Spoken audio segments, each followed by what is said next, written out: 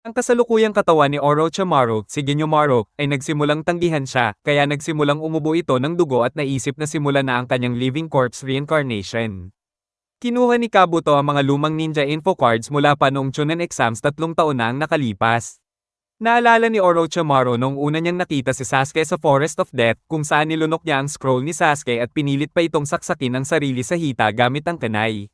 Doon niya naisip na perpektong katawan si Sasuke para sa kanya nang makita niyang ginamit ni Sasuke ang Sharingan at pinagsama ang manipulating windmill triple blades at fire release. Dragon fire technique para sunugin siya habang gamit ang katawan ni Shior. Naalala rin niya nang ibigay niya ang Cursed Seal of Heaven kay Sasuke at nang makasalubong niya si Anko pagkatapos noon. Nagpatuloy ang pagbabalik tanaw ni Orochimaru sa laban ni Sasuke kay Yoroi Akado, kung saan sinubukan ni Yoroi na gamitin ang chakra engravings para palabasin ang sumpa ni Sasuke. Pero sa lakas ng loob ni Sasuke, napigilan niya ito at ginamit ang Lion Combo para talunin si Yoroi. Sabi ni Kabuto, doon na nagdesisyon si Orochimaru na manatili at panoorin ang natitirang laban sa exam, at tama lang daw ito dahil malaki ang naging improvement ni Sasuke sa susunod niyang laban kay Gaara kung saan ginamit na niya ang Chidori. Habang patuloy na inuubo ni Orochimaru ang dugo niya, nagpaalam si Kabuto para kumuha ng gamot. Sa isip ni Kabuto, si Orochimaru lang ang tanging tao na hindi niya kailanman tatalikuran at palaging paglilingkuran. Naalala niya ang pag-atake ni Orochimaru sa Konoha.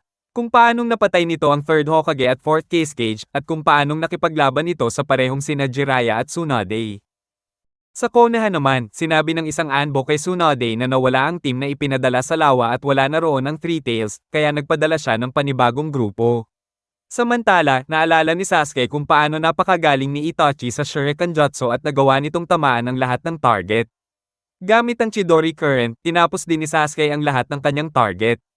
Satisfied siya sa progress niya at dumiretso sa silid ni Orochimaru. Gamit ang Chidori Sharp Spear, sinaksak niya ang pinto para tamaan ang puso ni Orochimaru. Nasalag ito ni Orochimaru gamit ang braso niya at humanga sa galing ni Sasuke sa Shape at Nature transformation. Habang pinapasok ni Sasuke ang espada niya sa pinto, sinabi niyang wala nang maituturo si Orochimaru sa kanya. Inamin ni Sasuke na dati ay handa siyang ipagamit ang katawan niya, pero ngayong mas malakas na siya, wala na siyang balak ibigay ito. Alam daw niya na ang habol lang ni Orochimaru ay ang kapangyarihan ng Uchiha Clan at ang Sharingan.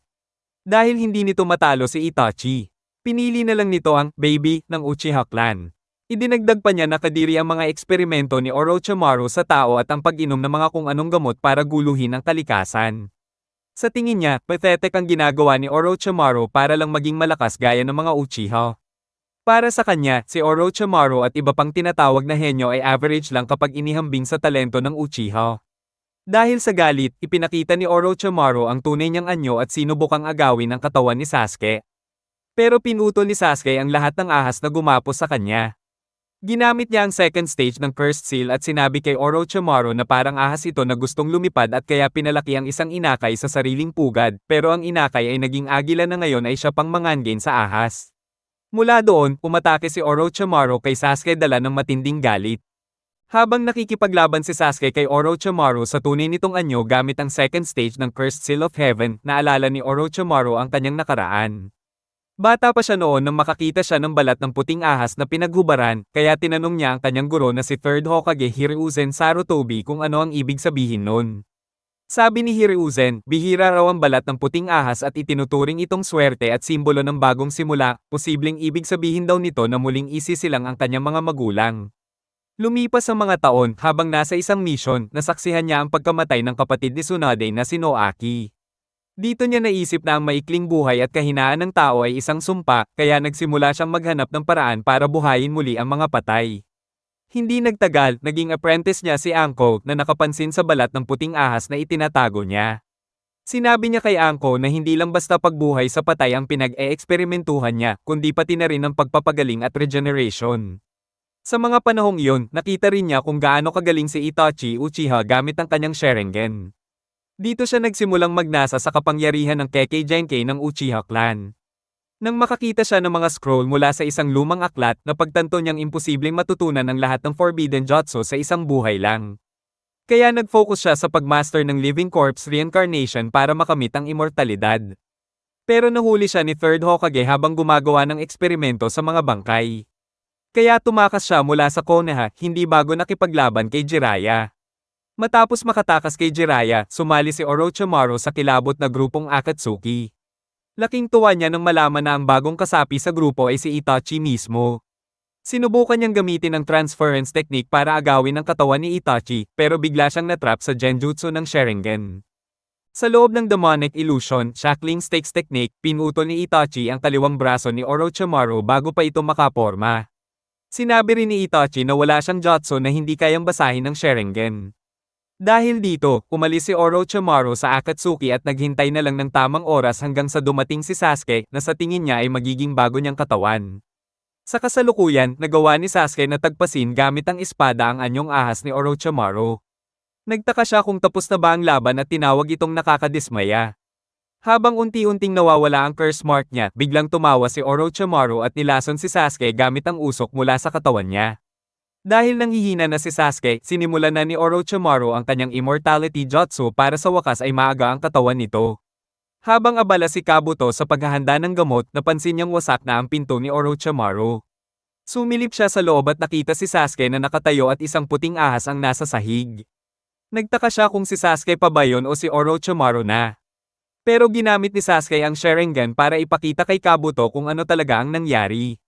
Habang nasa mental na mundo na nilikha ni Orochimaru para agawin ang katawan ni Sasuke, nagawa ni Sasuke na baliktarin ang epekto ng jutsu gamit ang kanyang Sharingan. Unti-unting gumuho ang paligid habang inulit ni Sasuke ang sinabi ni Itachi noon na kayang-kaya ng Sharingan niyang basagin ang anumang jutsu ni Orochimaru. Tapos, inabsorb ni Sasuke ang mga natira kay Orochimaru.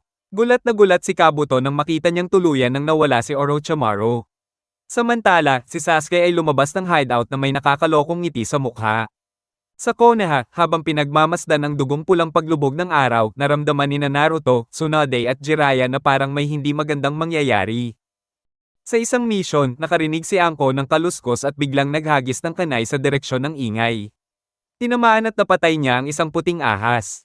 Habang naaalala si Orochimaru, hinawakan niya ang kanyang cursed seal. Sa parehong oras, naglalakad sina Itachi at Kisame nang mapansin ni Itachi ang kulay dugo na paglubog ng araw. Noong nakaraan, sinabi ni Sasuke kay Suigetsu Hozuki, isang preso ni Orochimaru, na palalayain niya ito balang araw. Pagkatapos patayin ni Sasuke si Orochimaru, tinupad niya ang pangako niya at pinalaya si Suigetsu mula sa tangke ng tubig. Pagkalaya ni Suigetsu, sinabi ni Sasuke na siya ang unang miyembro ng team na bubuuin niya, kasama si Karen ng Southern Hideout at si Jugo ng Northern Hideout. Wala sa mood si Suigetsu na sumali sa una, pero pumayag siya basta tutulungan siya ni Sasuke na hanapin ang Kubakura Bocho, ang espadang pagmamayari dati ni Zabuza Momochi ng Seven Ninja Swordsmen of the Mist, dahil ang team ni Sasuke raw ang tumalo kay Zabuza. Pumunta sina Sasuke at Suigetsu sa Land of Waves, at napansin ni Sasuke na ang pangalan ng tulay doon ay Great Naruto Bridge. Tinanong ni Suigetsu kung malakas ba talaga si Zabuza, at naalala ni Sasuke ang unang tagpo nila nito, pati ang pagkakataong natrap ni Zabuza si Kakashi sa water prison technique. Nagising si Sasuke mula sa kanyang pag-iisip dahil kay Suigetsu, at tahimik na lang siyang tumawid sa tulay papuntang Nayon. Halos magkagulo pa sila ng isang bastos na villager. Pagpunta nila sa libingan ni Zabuza at Hako, nadiskubre nilang nawawala ang Kubakura Bocho na inilibing ni Kakashi kasama ni Zabuza. Sa isang kainan sa Nayon, napansin ni Suigetsu na lahat ng babae ay kinikilig kay Sasuke. Sinabi niya sa mga babae na naghahanap ng espada si Sasuke, kaya't sinabi naman ng mga ito na alam ni Tasuna kung nasaan ang espada. Naalala ni Sasuke si Tasuna bilang tagapaggawa ng Great Naruto Bridge. Pero pagdating nila sa bahay ni Tasuna, nalaman nilang umalis na ito kasama ang apo niyang si Inari papuntang Land of Lightning at babalik lang makalipas ang isang taon. Buti na lang, may trabahador sa bahay na nagsabi kung nasaan ang espada, hawak daw ito ng isang abusadong boss na si Tenzen Daikoku. Habang naglalakad sa Nayon, muli nilang nakita ang bastos na villager, kaya tinakot ito ni Suigetsu para ibunyag ang kinaroroonan ni Tenzen. Kinagabihan, palihim na pumasok si Sasuke sa kastilyo at tinutok ang espada kay Tenzen. Nagpakilala siya bilang Suigetsu at nagbanta na bukas ay susugod siya kasama ang isang army, kaya dapat handa si Tenzen at ang mga tauhan niya. Habang pinapalakas ni Tenzen ang hukbo niya, sinabi ni Sasuke kay Suigetsu na may isa pang grupo na kalaban ni Tenzen. Sinamantala nila ito para mas madaling kunin ang espada. Nagsugal si Sasuke kay Suigetsu, dapat nilang tapusin ang laban ng walang pinapatay. Sumugod si Sasuke at tinapos agad ang kalahati ng hukbo. Nang paparating na ang natitira, biglang nawala si Sasuke at iniwan si Suigetsu na mag-isa. Madali namang tinalo ni Suigetsu ang mga kalaban at pumasok sa mansion, pero nabiyak siya sa gitna ng bodyguard ni Tenzen na may hawak ng Kubakura Bocho. Ginamit ni Suigetsu ang hydrification technique para maging tubig at magdikit ulit ang katawan niya. Sabi niya, hindi siya kayang saktan ng mga espada. Gumamit siya ng water-release Great Water Arm para sunggaban ang espada mula sa bodyguard at lumipad ito palayo. Gusto sanang patayin ni Suigetsu si Tenzen dahil sa chismis na siya raw ang pumatay kay Zabuza, pero dumating si Sasuke at pinigilan siya. Kaya sinira ni Suigetsu ang mga haligi ng bahay para bigyan ng tsansang mabuhay si Tenzen. Nagulat si Tenzen at tinanong kung si Sasuke ba talaga yung pumatay kay Orochimaru. Natuwa si Suigetsu na kumalat na agad ang balita. Habang palis na sila sa Land of Waves, napagtanto ni Suigetsu na alam ni Sasuke na nawawala ang espada at sinadya ang lahat para masubukan ang lakas niya. Pagkatapos nito, nagtungo sila sa Southern Hideout kung nasaan si Karen. Na-knockout ni Karen ang isang lalaki habang sinasabing kahit patay na si Orochimaru, wala pa rin itong karapatang magwala. Bigla niyang naramdaman ng isang malakas at nakakatakot na chakra sa paligid. Pumunta sina Sasuke at Suigetsu sa Southern Hideout, isa sa mga taguan ni Orochimaru, kung saan ang mga preso ay binabantayan ng isang tagapamahala na si Karen. Sinabi ni Sasuke kay Suigetsu na plano niyang isama si Karen sa bubuuin niyang team. Nagtanong si Suigetsu kung bakit siya bumubuo ng team at kung bakit si Karen pa ang kukunin niya, nakakairita raw ito at mahirap kausap. Sagot ni Sasuke, matagal na niyang iniisip na magbuo ng grupo para makatulong sa mga plano niya, at si Karen raw ay may kakaibang abilidad. Bago pa sila makarating, naramdaman na agad ni Karen ang chakra nila. Ginamit ni Suigetsu ang Kubakura Bocho para gibain ang pinto ng hideout at pumasok sila. Nadaanan nila ang mga preso na nagkukwentuhan kung totoo ba ang chismis na patay na si Orochimaru. Nang makita nilang wala si Orochimaru at si Sasuke lang ang dumating, unti-unti silang naniwala kahit may ilan na ayaw pa ring maniwala. Nagtagpo sina Sasuke, Suigetsu, at Karen at nagdesisyong mag-usap sa ibang kwarto. Tumanggi si Karen sa alok ni Sasuke. Sinabing ang trabaho niya ay maging tagabantay ng kulungan. Tinanong din niya kung totoo bang pinatay ni Sasuke si Orochimaru. Kinumpirma ito ni Sasuke at sinabi naman ni Suigetsu na dapat kumalat na ang balita sa loob ng kulungan. Ikwinento ni Sasuke na napansin niya ang mga bagong hukay sa labas habang papasok at napagtanto ni Suigetsu na may spy si Karen sa loob ng kulungan at pinapatay ang mga presong nagkukwento tungkol kay Orochimaru. Kaya sinabi ni Sasuke kay Suigetsu na palayain ang mga preso. Umalis si Suigetsu at biglang inilock ni Karen ang pinto, iniwan silang dalawa ni Sasuke sa loob. Sa selda, sinabi ni Suigetsu sa mga preso na palalayain sila basta ikalat nila ang balita na si Sasuke ang tumapos kay Orochimaru at pinalaya silang lahat. Agad-agad namang pumayag ang mga preso. Sa loob ng kwarto, tinanggal ni Karen ang salamin niya at biglang nag-sweet voice habang lumalapit kay Sasuke. Pumayag siyang sumama sa team. Naalala niya ang una nilang pagkikita, inutusan noon ni Orochimaru si Sasuke na habulin ang mga takas na preso, at si Karen ang inatas ang tumulong gamit ang kakayahan niyang makaramdam ng chakra. Napansin ni Karen na hindi pumapatay si Sasuke, at nang tanungin niya ito, sagot ni Sasuke ay iisa lang ang gusto niyang patayin. Doon niya naramdaman ang kakaibang chakra ni Sasuke at na-excite siya. Dahil sa pagka-distract, nahulog siya sa puno, pero sinagip siya ni Sasuke at pinatay ang preso na tangkang sumalakay habang si Karen ay wala sa wisyo. Habang sinasaway siya ni Sasuke na huwag masyadong dumikit, biglang binasag ni Suigetsu ang pinto gamit ang water release, Great Water Arm at ang Kubakura Bocho. Sinabi ni Sasuke na tinanggap na ni Karen ang alok niya. Pero pagdating ni Suigetsu, isinuot ulit ni Karen ang salamin niya at bumalik sa pagiging saplada, sabing never pa siyang pumayag. Pero dahil wala na siyang binabantayang preso at may pagka-crush na kay Sasuke, sinabi niyang pareho sila ng direksyon kaya sasama na siya, kahit panandalian lang.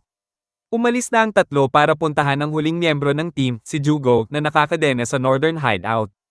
Pumunta sina Sasuke, Karen, at Suigetsu sa Northern Hideout para kuhanin si Jugo. Binalaan sila ni Karen na si Jugo ay may tinatagong kabaliwan at nagiging mamamatay tao kapag napuno. Kinuha raw ni Orochimaru ang likido mula sa katawan ni Jugo para gamitin sa paggawa ng cursed seal. Pagdating nila sa hideout, napansin nilang wala ang mga bantay at bigla silang inatake ng isang preso na nasa second stage ng cursed seal. Pinatay na raw nito lahat ng gwardya at tinangkang atakihin si Sasuke. Pero pinatumba siya agad ni Sasuke gamit ang espada niya.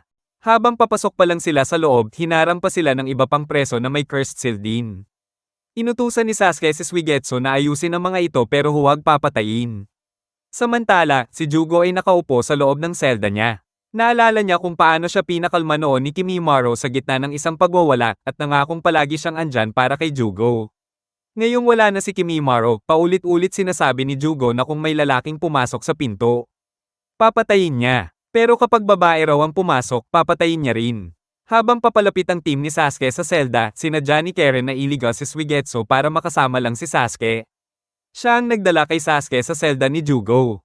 Habang binubuksan niya ang pinto, naririnig nila si Jugo na sinasabing papatayin niya ang kahit sinong papasok, lalaki man o babae. Pagkabukas ng pinto, si Sasuke ang pumasok.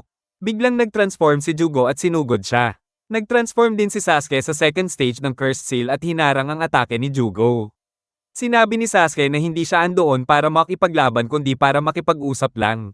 Samantala, sa Konoha, pinatawag sina Naruto at Sakura sa opisina ni Tsunade. Nandun din si Jiraiya. Sinabi nila na pinatay ni Sasuke si Orochimaru. Naiyak si Sakura, pero si Naruto naman ay todo saya at proud na nagsabing alam niyang hindi matatalo si Sasuke. Tinanong niya agad kung babalik na si Sasuke sa Konoha, pero sabi ni Jiraiya, wala sa plano ni Sasuke ang bumalik. Pinaalala ni Sasuke kay Jugo na hindi siya andoon para makipagbakbakan, kundi para kausapin lang siya at imbitahan na sumali sa team niya. Pero sabi ni Jugo, hindi raw siya pwedeng umalis sa Northern Hideout kung wala si Kimimaro. Kaya tuloy-tuloy pa rin siya sa pag-atake kay Sasuke.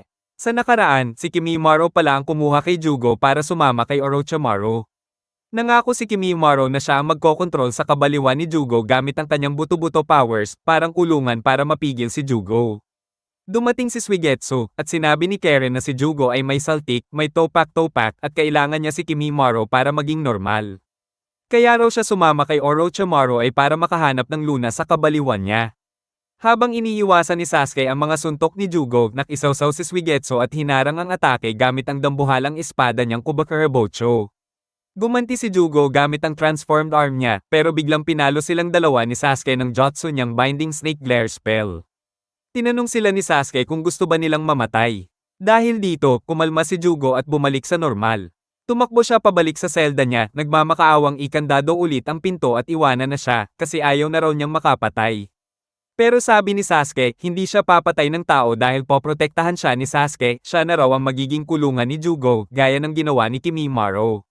Nung pinaalala ni Jugo na hindi siya aalis kung wala si Kimimaro, sinabi ni Sasuke na namatay si Kimimaro para sa kanya. Naalala ni Jugo yung huling beses na nakita niya si Kimimaro, papunta ito noon para kunin si Sasuke na magiging bagong lalagyan ng kaluluwa ni Orochimaru.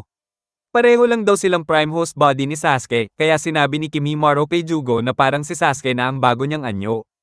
Pagkatapos noon, binuksan ni Jugo ang selda at lumabas. Sa labas, sinabi ni Sasuke sa kanilang lahat na ang layunin niya ay patayin si Itachi Uchiha ng Akatsuki, at gusto niyang tumulong sila sa misyon niya. Pero binigyan pa rin niya sila ng choice kung gusto ba nilang sumama o hindi. Sabi ni Karen, wala na raw siyang ibang ginagawa kaya sasama na lang siya. Binara siya ni Suigetsu, sinabing nagpapakipot lang siya pero gustong-gusto naman talaga si Sasuke. Si Suigetsu naman, sumama rin kasi gusto niyang kalabanin si Kisame at agawin ang espadang Samahada. Si Jugo, sumama na rin kasi gusto niyang makita kung anong klaseng ninja si Sasuke dahil si Kimimaro, ang best friend niya, ay tinuring si Sasuke na kanyang reincarnation. Pinangalanan ni Sasuke ang grupo nila ng Heavy o Ahas. Samantala sa Konoha, sinabi ni Jiraiya kay Naruto na hindi babalik si Sasuke sa Nayon dahil ang focus pa rin niya ay paghigantihan si Itachi.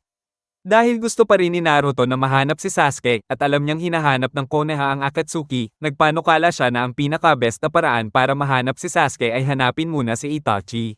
Sa isang flashback, tumakbo si Obito Uchiha papunta sa isang malawak na lugar kung saan inaabangan na siya ni Kakashi Hatake. Sermon agad si Kakashi kasi late na naman si Obito. Sabi niya, ayon sa Shinobi Rulebook, bawal ang late.